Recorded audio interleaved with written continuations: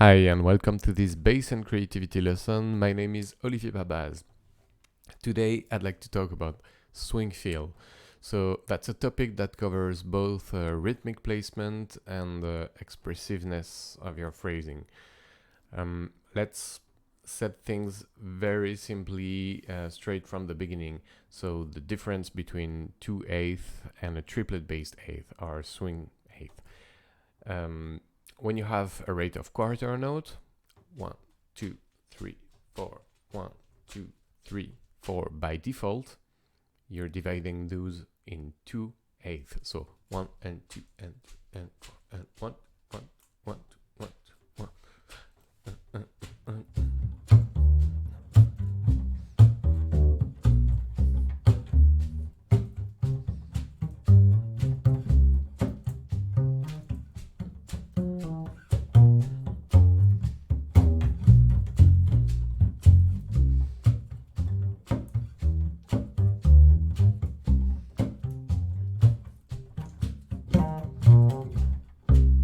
So really square, we really have even eighths, and those are creating 16th when you're dividing each of them in two, and you have a very binary eighth grid, even eighth grid. Now the swing eighth are based over triplet fields. So what that means is that every quarter note, instead of being divided by 2, is divided by 3, in this case a triplet.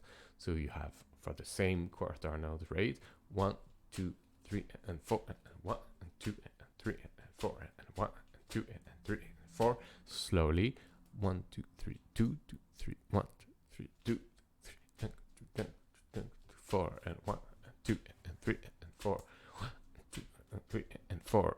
Now you can play with that triplet feel.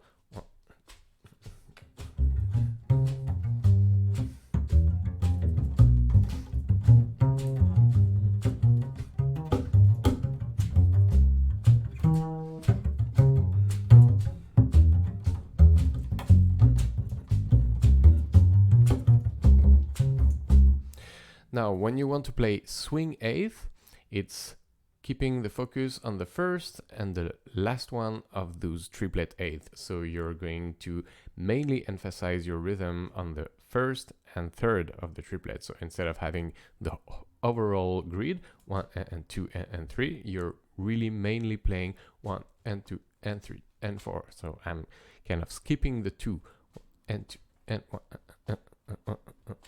1, 2, 3, 1, 2, 3, 1, 3, 1, 3, 1, 3, 1. So 1 and 2 and 3 and 4.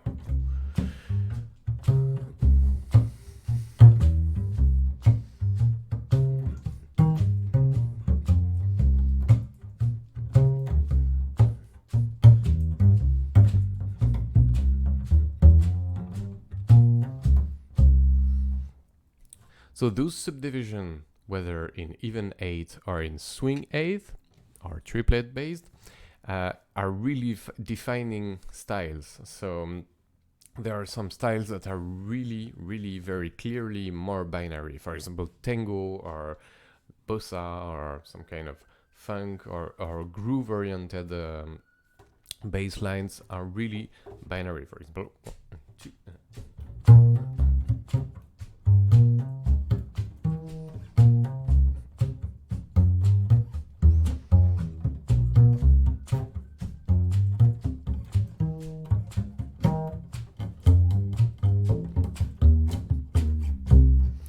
whereas some styles like shuffle, blues, or of course jazz are a lot more ternary, so more triplet feel. So in this case, swing eighth.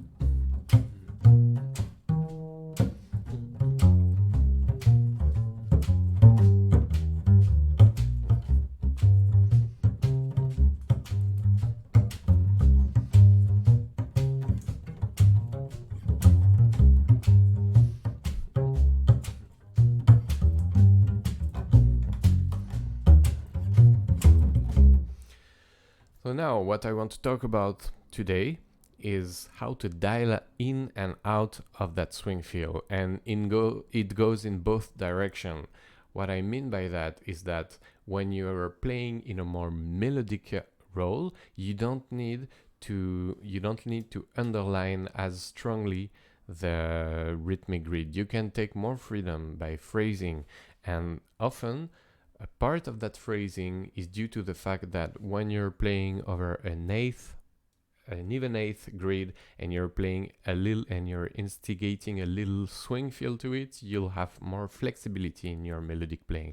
And on the other way around, when you're playing in a more swing oriented music style, the fact to even a little bit your eighth will have the effect of giving the same kind of flexibility. It won't have the same effect, but it will increase the opportunities to phrase and to be more expressive. So the first exercise to do about that is to, within one of those environments, whether even eighth or swing eighth, is to practice the switch in the phrasing between those. And remember, first set out the environment with a strong bass line with a very defined rhythmic grid, and then from this phrase in the same style and go to the other way. So what we are going to do is first start by, for example, on a B minor even eighth style, so maybe a bossa or some kind of groove, and from them I'm going to phrase a little bit with even eighth, and from that I'm going to flex a little bit my phrases and give them a little bit more of that swing effect. So going a little bit more towards swing eighth. All right, 1, 2, 3.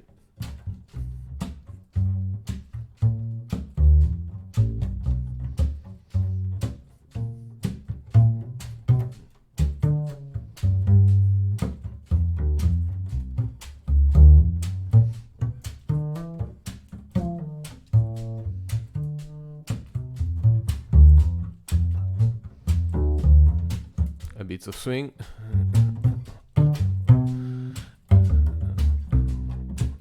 I'm going full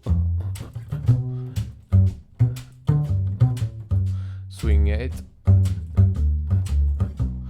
back,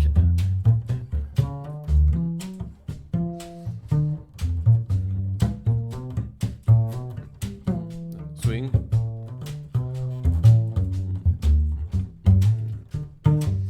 straight. So I really went clearly from even 8 to swing 8 to even 8 to swing 8. Same thing, but the other way around. Now let's start with something a little bit more jazz. So let's play something in A minor, for example, some kind of blues or jazz bass line, and from that phrase in swing 8, and then slowly going to even 8. 1, 2, 3.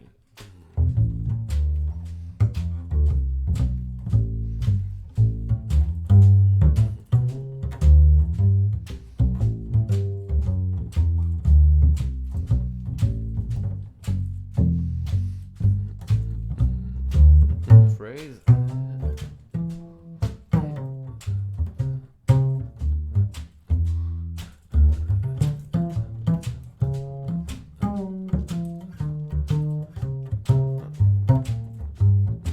Even 8.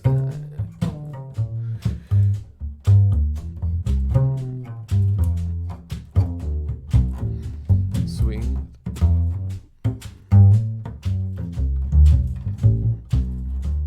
Even 8.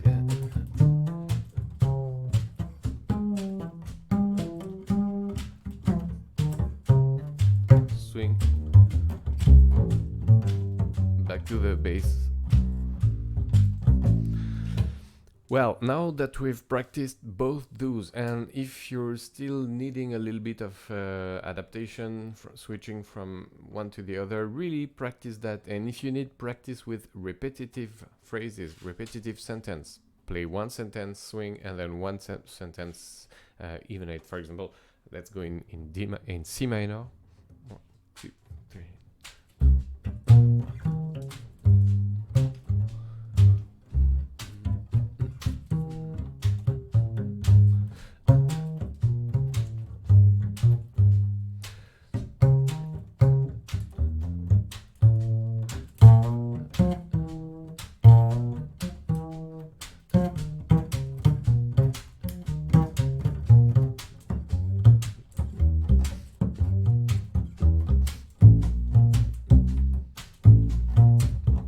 And of course, same thing on the other way around.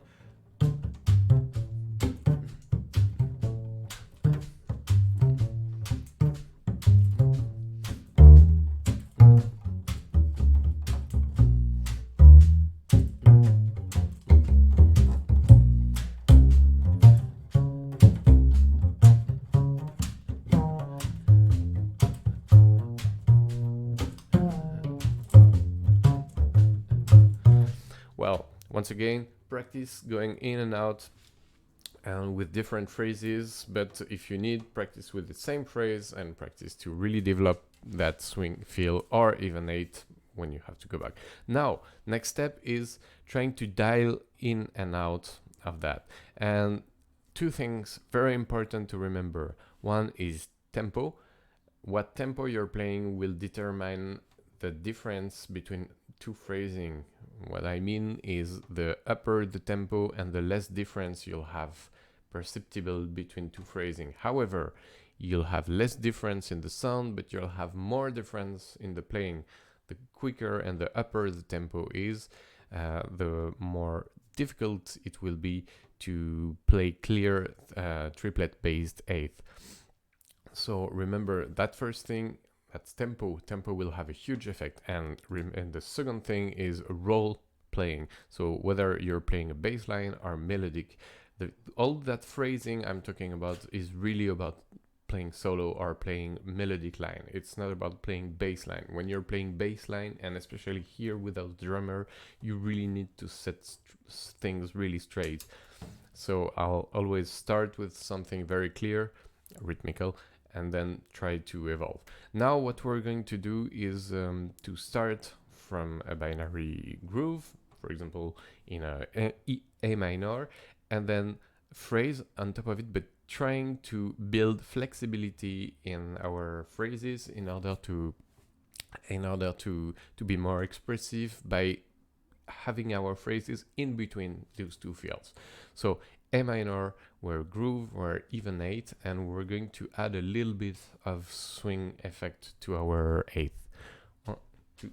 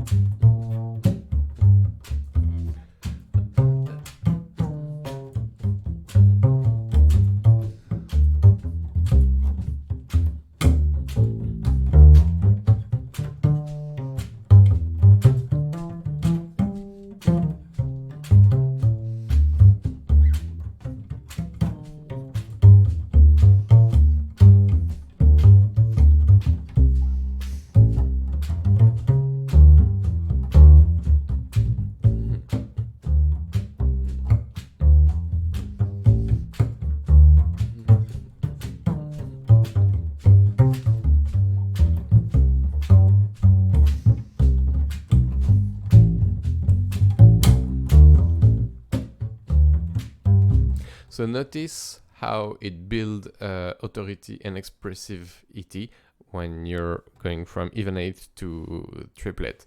Same thing, very slightly different tempo, and let's go in D minor.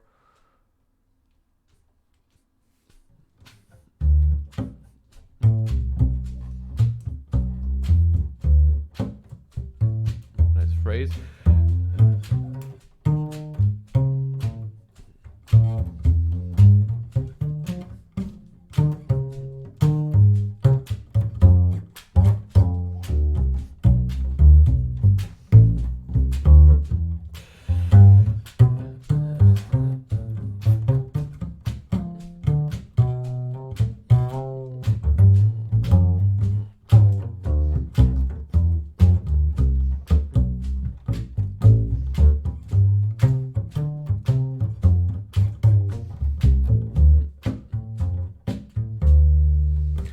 Well, now let's have a look at the other way around. So starting from jazz style or more ternary or triplet based eighth, and really trying to dial in a little bit or more of that even eighth feel. And you'll see that really become more and more smooth in the phrasing.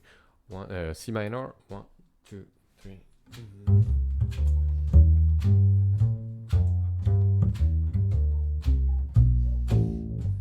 Phrasing.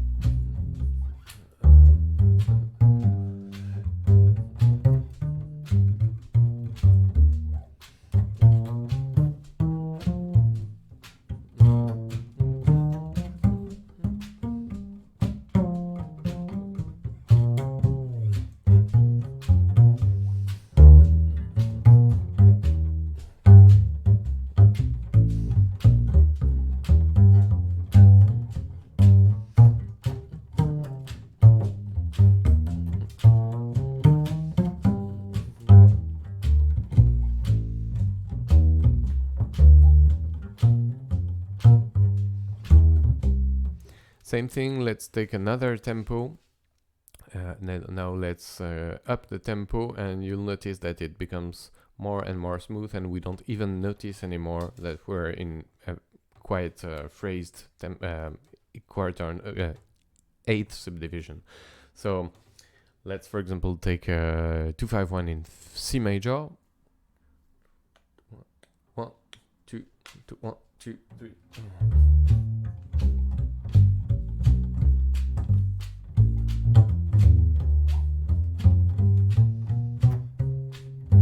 Phrase.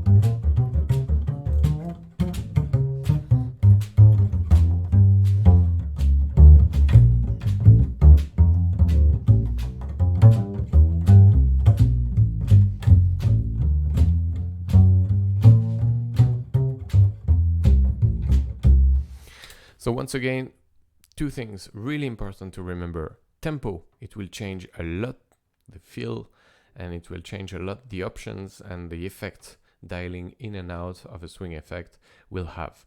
And secondly is, of course, the role you're playing. If you're playing bass or if you're playing melodic, it's very different. You can take freedom when you're playing melodic, but when you're playing bass, in this case walking bass, you need to have a clear underlying of you need to make clear of what kind of eighth are under those. Now there's a last really important thing to consider is sound articulation, and the way you will articulate your note will have a huge effect on how those eighth sound. And I strongly advise everybody to practice on other instrument than the original instrument they're working on. For example, if you're a jazz double bass player, I really strongly advise you to practice on, of course, electric bass or arco bass or guitar or even piano, because the more you'll have different point of view of that concept of swing eighth and eighth, and the clearer it will become what importance it has.